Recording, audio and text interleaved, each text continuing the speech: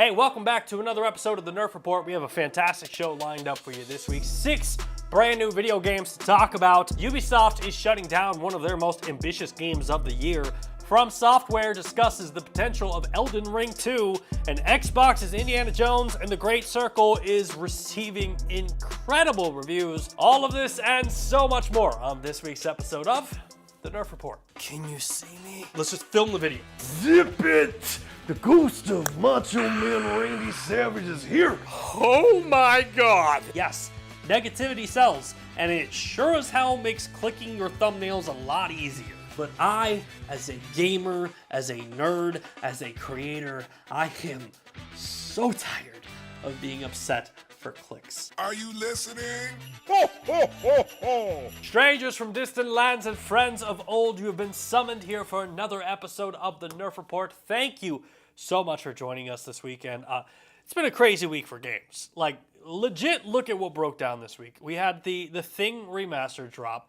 Marvel's Rivals, which is like the Marvel-themed version of Overwatch, dropped. And then Indiana Jones, if you did the bonus pack, you got access to it on Friday.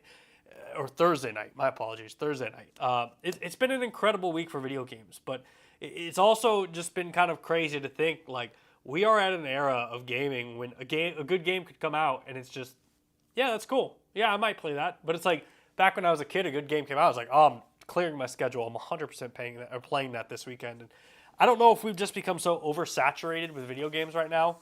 And maybe that's why we're seeing so many layoffs at the time, but like it's a great time to be a gamer, but it's obviously a really tough time to be a game developer. So before we get started into the show, I definitely did want to say shout out to everyone who's kind of been affected by layoffs this year.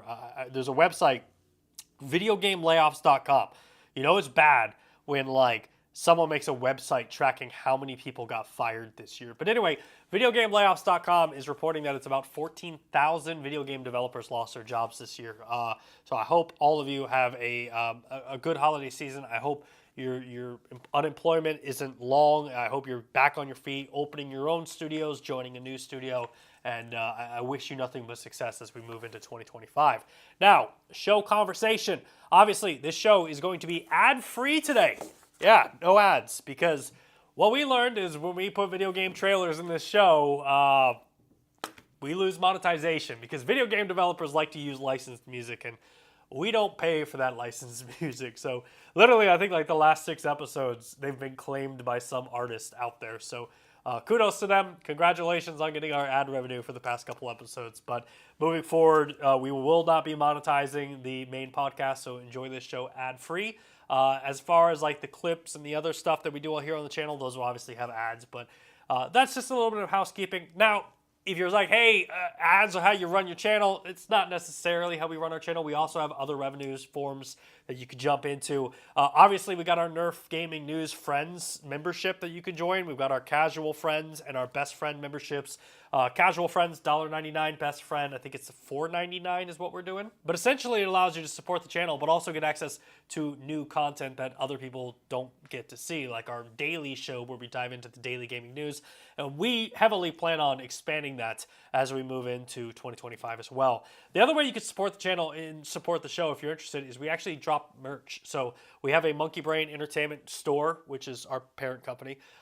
We have a store that has Nerf Gaming News shirts, Nerf Report shirts. We have our brand new Nerf Report poster and t-shirt for the holiday season. Those are all available right now, and 100% of those proceeds go to funding this show. So if you can support us, thank you. If you can't, I completely understand. It's a tough time out there for everybody, but I do want to talk about some video games. So enough about supporting the channel. Let's support some developers, shall we? We got a brand new trailer for a top-down car combat survivor video game called DRIVELOOP.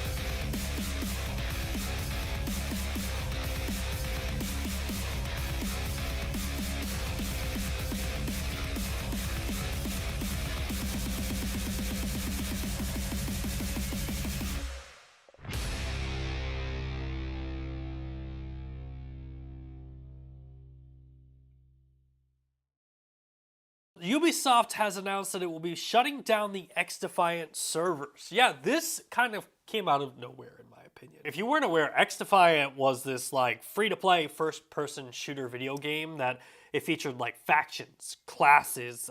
It was super fast-paced team-based matches, and it served as a tie-in to like other games in the Ubisoft universe, which I thought was super clever. Like you had factions from like The Division, Ghost Recon, Rainbow Six, and Far Cry. And what makes this story wild is we are 1 week into December, and this game launched in May of this year.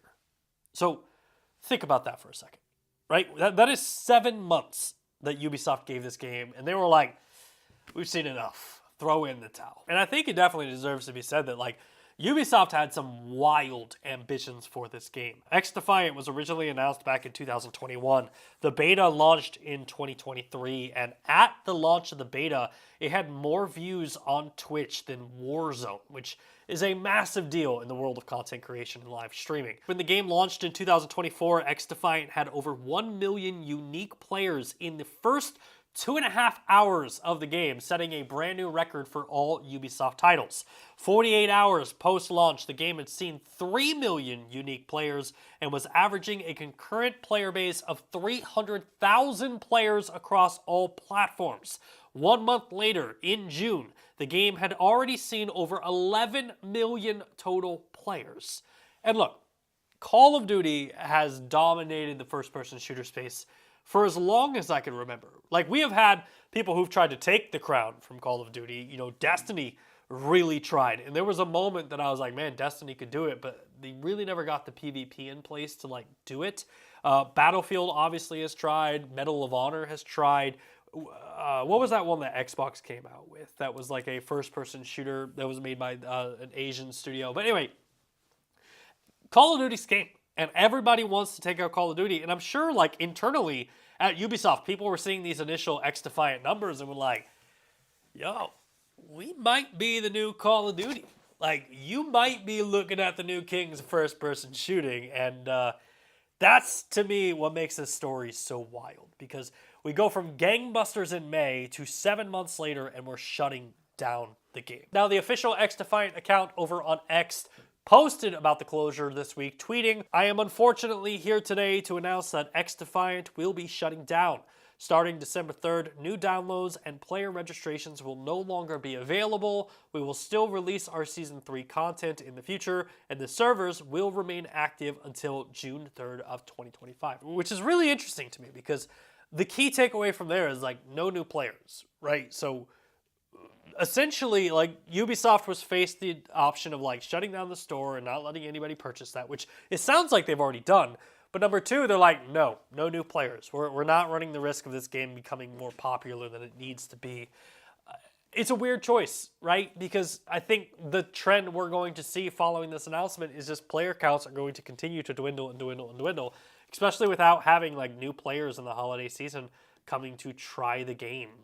You know, you think about all the new PlayStation owners and Xbox owners that are getting consoles this year under the tree or from Santa, and you got to question, like, would XDefiant have had a surge of popularity there? Now, this announcement led a lot of players to start asking the question of being like, well, am I going to get refunded? Like, what about all the money I've invested into this game? And to Ubisoft's credit, they did reveal that any purchases made in the last 30 days in XDefiant will be refunded, and players who purchased the Ultimate Founder Packs would receive a full refund. But again, I'm sitting here, like, this news dropped earlier this week, and as I'm researching this game and talking about this story, the more and more I talk about it, the more I wonder, like, what the hell happened?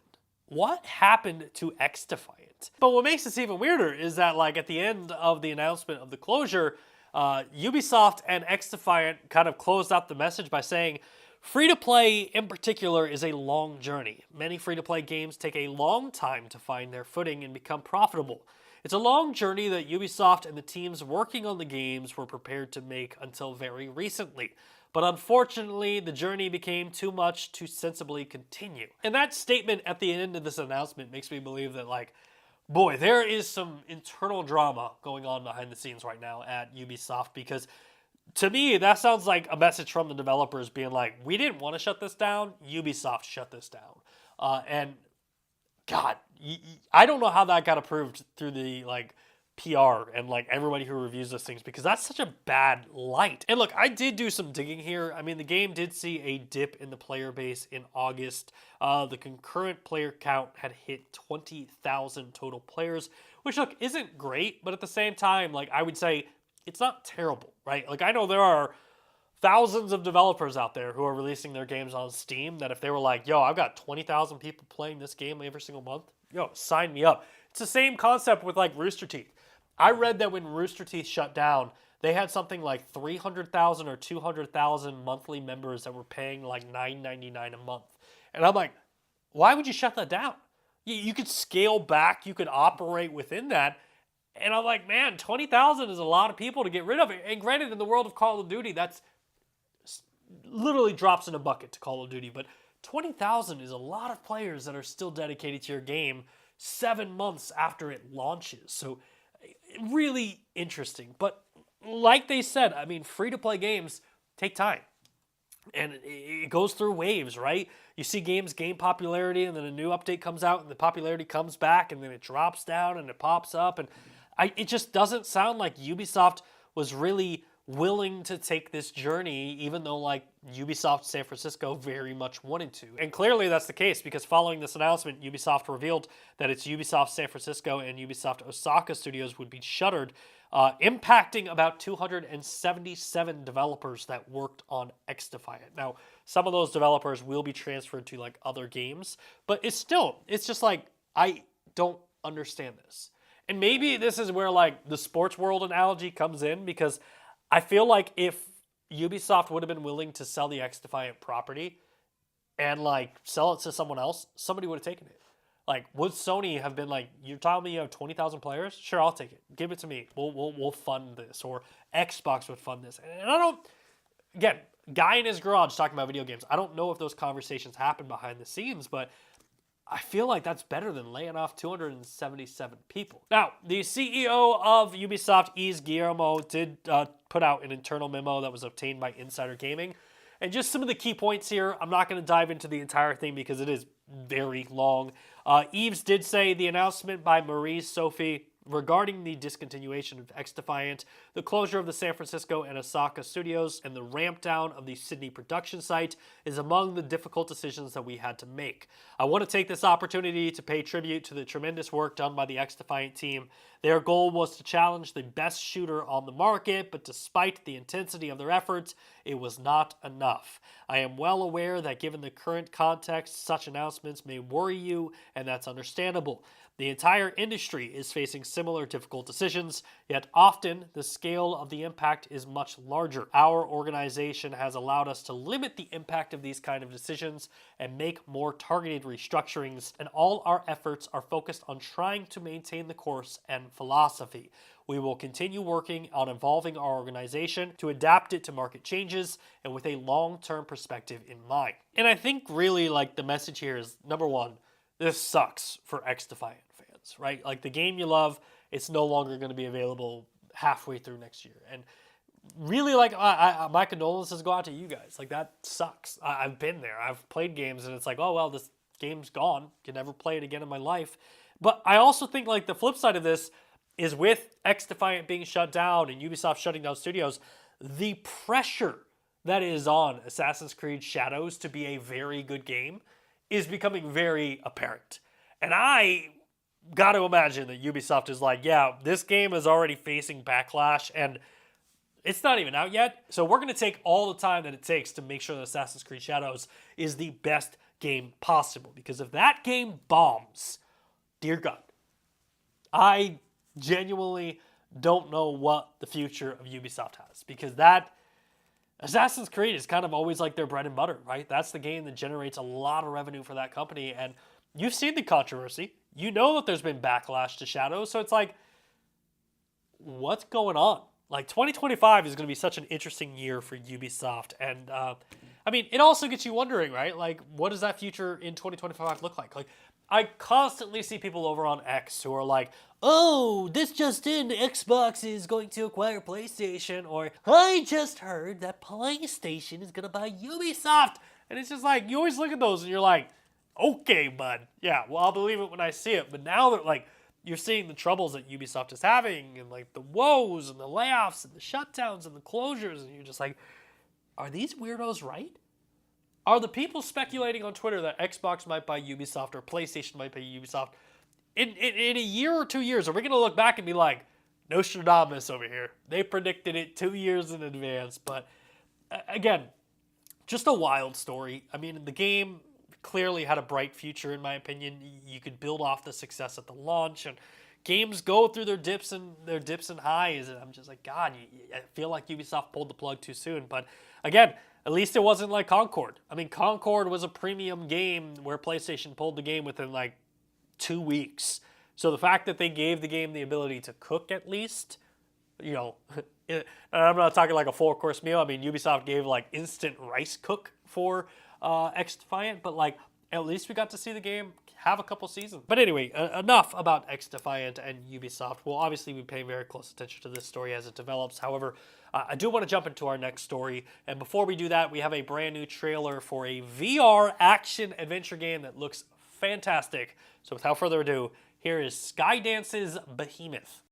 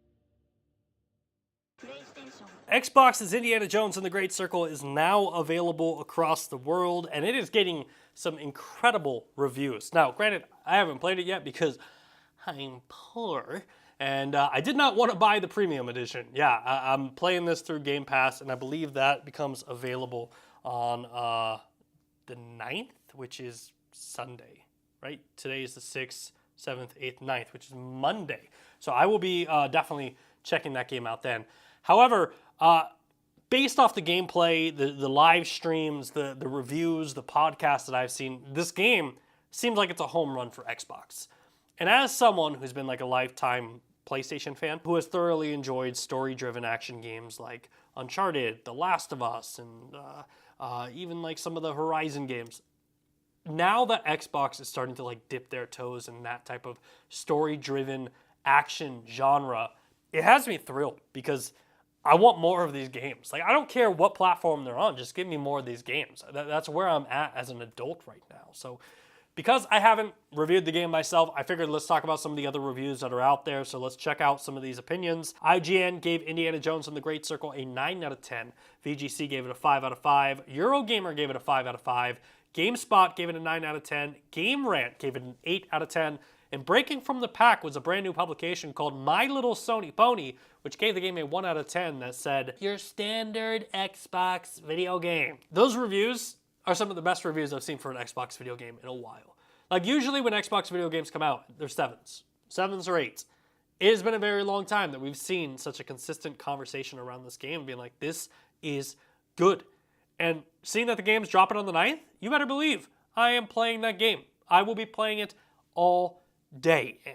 And I have a lot of questions, right? There's a lot of questions that are going into this game that because I didn't get invited to test demos or interviews or anything like that, there's stuff that I want answered, like first-person perspective.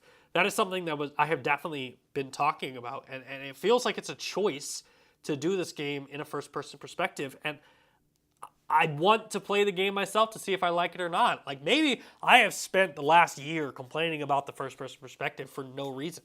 Like, maybe I should have just seen the trailer and been like, okay, I trust them. Let's see how it is. But that's something I won't be able to tell until I play the game firsthand next week. But I also think, like, looking at Indiana Jones and the Great Circle and its launch, this really is like the first Xbox published video game to achieve the grand vision of Phil Spencer and Sarah Bond. And don't get me wrong, you know, Starfield, Hellblade 2, those are fantastic games, but I don't know.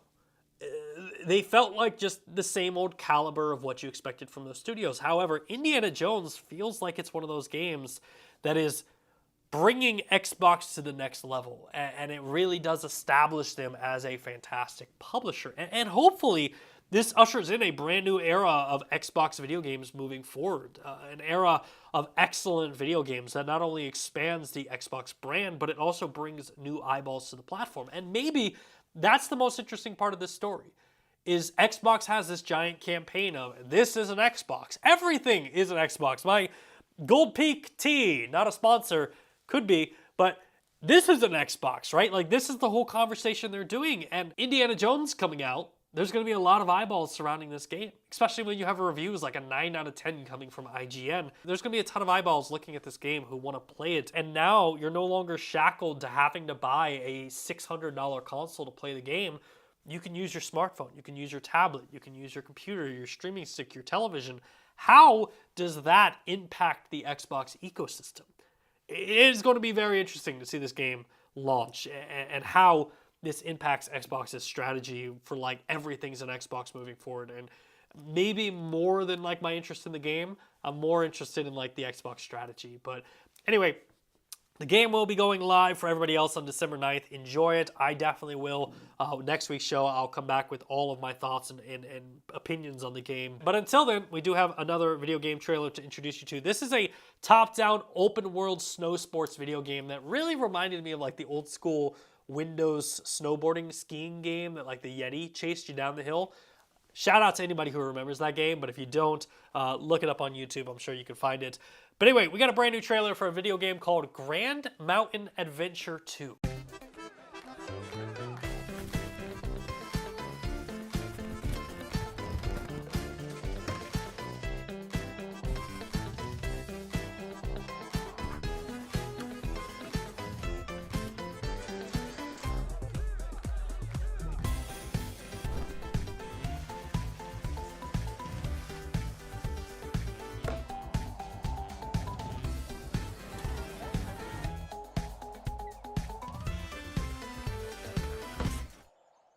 Sony's exclusive party shooter game FOAMSTARS is receiving one more season of content, and then it's over for content for the game. In a brand new blog post from Square Enix, they announced a new season called Party Goes On and said, this season will take place on December 13th and last until January 17th, but season updates for FOAMSTARS will be coming to an end. And FOAMSTARS is kind of a weird one for me. Like, I played the game. I played it when it was free on PlayStation Plus, and then I saw that you were trying to like sell the game for non-PlayStation Plus members, and I don't know. It just, you could clearly see that PlayStation was like, let's make our version of Splatoon, but it wasn't Splatoon, and the gameplay just never really like hooked me. And I think I played it for like a solid 2.5, 3 hours when the game came out, and I couldn't get the grasp of like, what am I trying to do? What am I trying to accomplish? And that's nothing against you as a gamer, it's just the game wasn't for me. Now, despite this being the final season, Square did mention that they will be keeping these servers up, specifically noting that in-game expansions will be introduced to enhance gameplay moving forward. Expansions will add the ability to customize shots, add new enhancement elements, and ensure players will continue to enjoy the game moving forward. And this is one of those weird things, because like even though the seasonal content is ending, it's hard not to look at this story and be like, this is an L for PlayStation and an L for Square Enix. Especially since Sony has had like a trend of games as a service really struggle to exist. I mean, look at it from this generation. And again, one of Sony's biggest fans here, but this might be one of the biggest blemishes on the Sony brand. I mean, you take a studio who, the previous generation, blew the top off just by releasing games of like God of War, Last of Us, Spider-Man, Days Gone, Ghost of Tsushima. And then this generation, they're like, let's forget all of that. Let's get into games as a service, right? That's where the money is. And then you see games like Destruction All-Stars, Concord, The Last of Us multiplayer game, which got canceled before it released, FOAMSTARS, which is not receiving seasonal content. It's kind of being sunsetted from the studio. And then you find out Sony canceled a Spider-Man multiplayer video game from Insomniac. And on the outside, I'm just like, okay, 2 of those games that never came out would have been absolutely sick. The other 3, I can understand the risk. But also, where are the single-player games? Right? Yes, we get a couple single-player games. We get the new Death Stranding coming out next year, and I think there's Ghost of Tsushima 2 coming out next year, but like, where are my God of Wars? Where are my Last of Us? Where are my Uncharted's? Where are my Horizons? Where are all these other games that like we've come to know for the PlayStation brand? And yes, I know that I'm going out here, but like, also, where the hell is my Order 1886 sequel? Where is my Days Gone sequel? Give me those people. I would much rather pay a higher premium for those games than pay for a season pass in a games as a service that is like, it's okay. And again, I say that as the biggest Sony fanboy in the room. Granted, there's like 2 of us in here, so that's not really saying a lot, but I say that as someone who is a massive fan of Sony. It is concerning. And I really hope that PlayStation like looks at the previous launches of games as a service and says like, let's get back to what we're good at, right? Let's get back to releasing single-player narrative-driven games. But I will say, the one interesting note here is like, I would love to see what's going to happen to FOAMSTAR's player base like after this announcement happened. Like obviously we can't track it on Steam because it's a PlayStation exclusive video game. But like I would love to know how many people are still playing this game after you get an announcement like this from Square Enix, because I got to imagine, like, not having seasonal content, you're really not going to be driving more new players to the game, which means the existing player base is probably going to be stuck in lobbies, and it's going to take longer and longer and longer, and it's just going to keep dropping, eventually leading to Square Enix being like, hey, we're shutting down the FOAMSTAR servers. But that's obviously not going to happen anytime soon. I think that they've at least committed to, like, the next year or 2 years of supporting this game, but still a crazy time for PlayStation. I genuinely say this with all love and appreciation for the hard work that goes into making video games, but please get back to single-player video games. I genuinely love those, and I want to see more of them. But anyway, enough of this story. Let's dive into another video game trailer. This one, very intriguing. It's a combat turn-based strategy game that's based on a road. So without further ado, I'm not going to spoil it anymore. Let's check out a brand new trailer for the video game Shadow of the Road.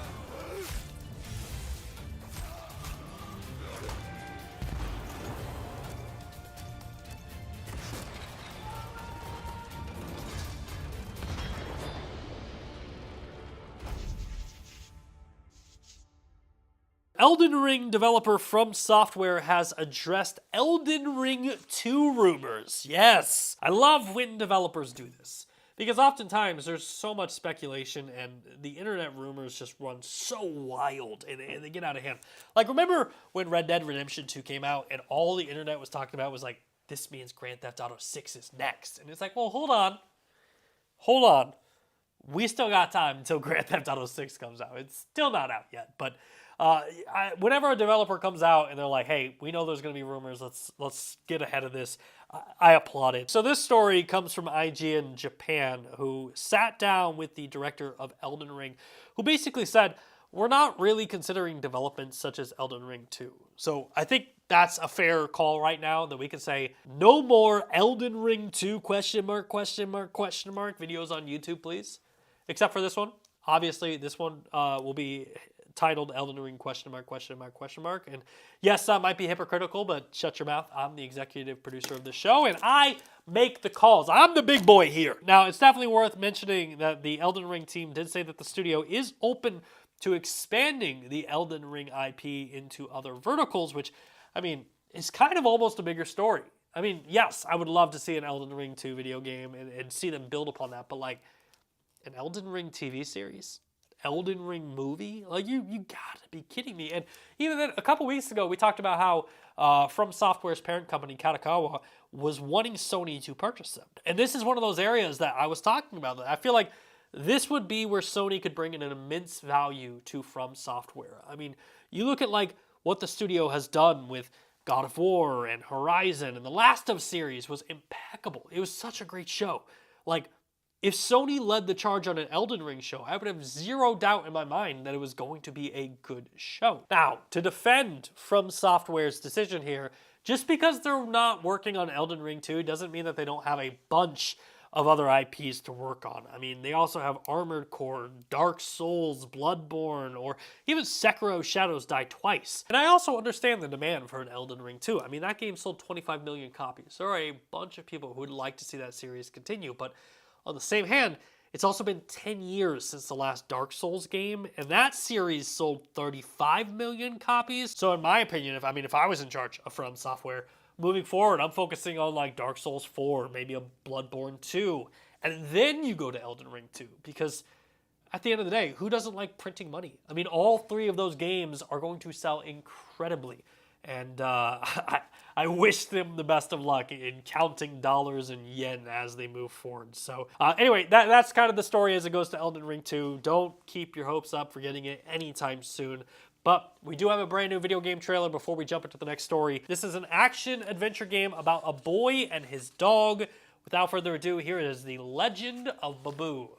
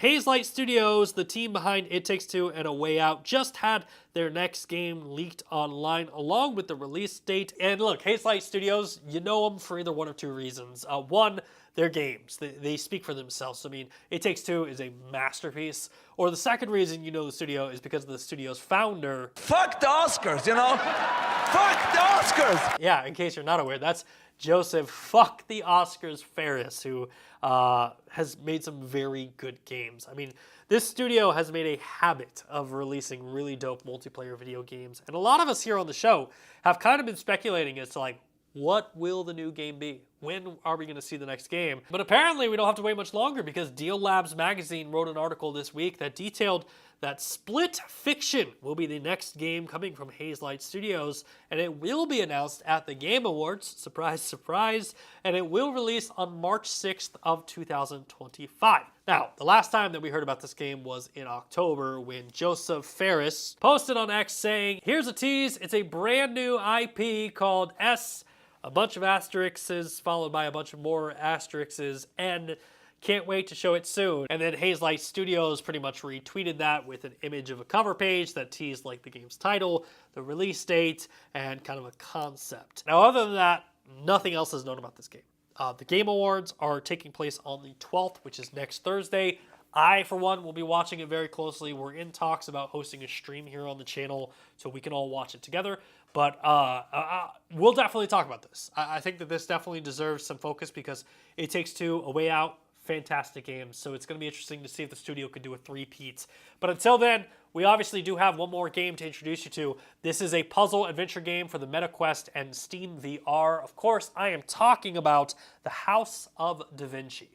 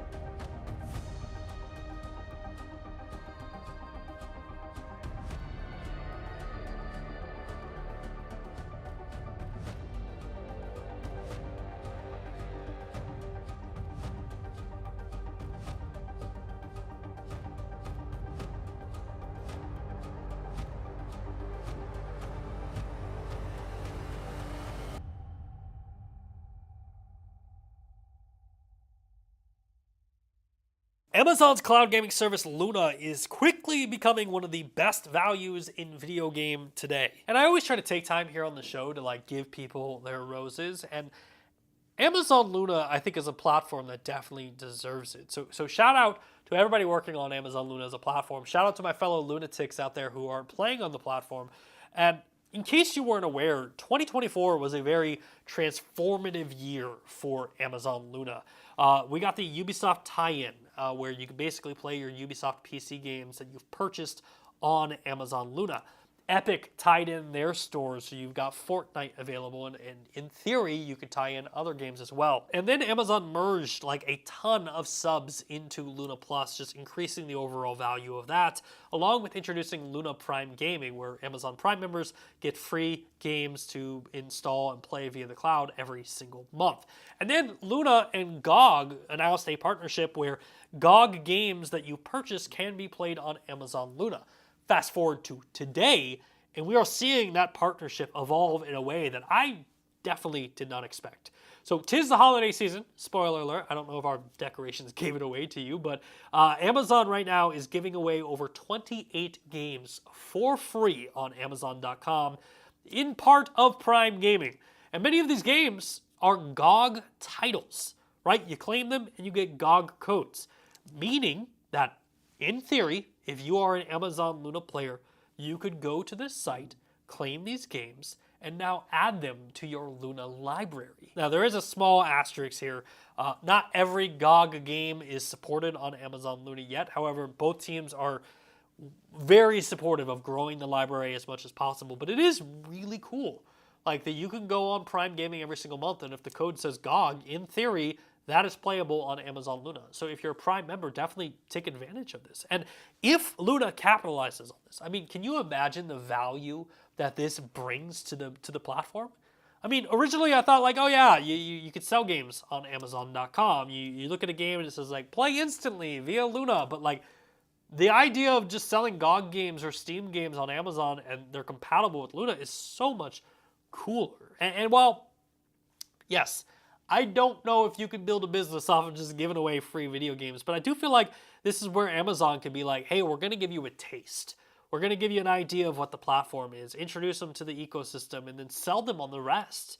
So anyway, I wanted to end the show just by saying kudos to the Amazon Luna team. I know we don't talk about them as much as we used to here on the show, and they definitely deserve their credit. So end of the year, congratulations to them. I think that they've had a spectacular year this year. And if you haven't checked out Luna yourself, definitely do. It is a fantastic cloud gaming platform that is really trying to evolve the way that they bring games to gamers. But anyway, with that, that is going to wrap up this week's show. Thank you so much for hanging out with me this week. We had a ton of stories to talk about. And if we missed something, let me know. Let me know if there was something you wanted to hear covered that we did not cover. But I always love diving into the comments from this main show because I'm like, someone I always see them like be like, yo, they'll mention something at like the 50-minute mark. And I'm like, oh man, they're an OG. They stuck all the way to the end of the show. So kudos to them. But anyway, thank you guys for your support. Special shout out to the Nerf Gaming friends. We couldn't do the show without y'all. Literally, your monetary donations make this show possible. You keep the lights on. And thank you guys to the viewers. If you haven't done so already, hit that like button, subscribe to the channel. And until next time, we will see you in the next video.